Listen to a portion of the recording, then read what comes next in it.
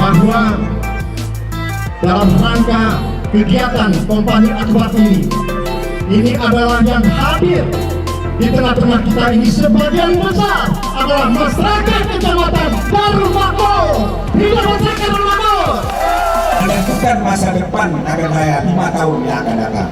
Mari kalau kita sudah sepakat untuk kita menangkan calon kita nomor 1. Mari sama-sama kita melanjutkan pembangunan yang sudah baik Nagan Raya sehingga Nagan Raya tetap menjadi salah satu kabupaten pemekaran yang berhasil di masa yang akan datang. Nanti tanggal 15 Februari menentukan pilihan datang ke bilik suara kepada pasangan nomor 1.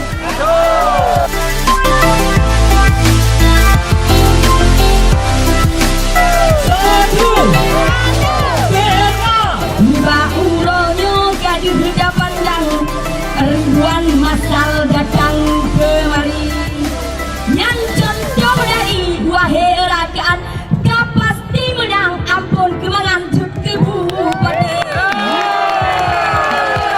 Kalau sudah bersepatu, jangan lupa pakai kemeja. Kalau sudah ada nomor 1, buat apa 2, 3, 4 dan 5? Bisa kita bisa. Kita melihat dari visi misi 5 pasangan calon bupati dan wakil bupati ini, hanya calon bupati dan wakil bupati DRK saja yang punya visi melanjutkan pembangunan Nagan ini, Bapak Ibu. Kita sudah merencanakan, Angkopang sudah merencanakan untuk kita buat pelabuhan laut yang multiguna di Kabupaten Nagan Raya ini.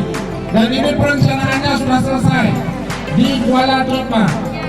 Jadi ini Bapak Ibu sekalian, kalau bukan TRK saja yang terpilih di dalam pilkada ke depan ini, dipastikan program besar ini tidak akan berlanjut di Nagan. Nanti seluruh program pembangunan yang belum selesai ini, terutama pembangunan skala besar di Nagan ini kita lanjutkan.